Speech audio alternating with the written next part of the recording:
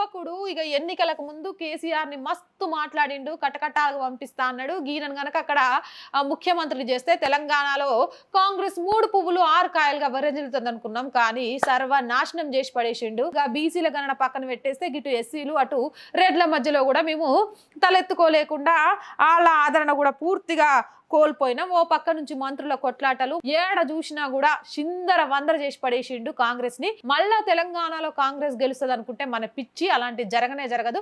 శాతకాలే 6 గ్యారంటీలు అన్నాడు, ఒక్క గ్యారంటీ కూడా అమలు చేయలే. పూర్తిగా కాంగ్రెస్ అంటేనే నమ్మకం లేకుండా చేసిండు అని మస్తు ఆవేదన వెళ్ళగక్కిండట. ఏ పార్టీకి రాహుల్ గాంధీ కృపా కటాక్షాల కోసం నేను అది చేసినా ఇది చేసినా అని ముచ్చట్లు చెప్పుడే గాని చేసింది ఏమీ లేదు. ఏడేసిన గొంగలి ఆడాయి. ఇక గీన వచ్చినాక కొత్తగా లొల్లులు, మంత్రుల మధ్య కొట్లాటలు, అవినీతి ఆరోపణలు, రైతులకు గాయంత దూరం అవ్వుడు, 6 హామీల పేరుతో తెలంగాణ ప్రజలు అసహించుకోవడు, మళ్ళీ హస్తం గుర్తును చూస్తే ఎచ్చి అనేలాగా చేసేసిండు రేవంత్ రెడ్డి. కుండ బద్దలు కొట్టి చెప్పిండు మల్లికార్జున ఖర్గే.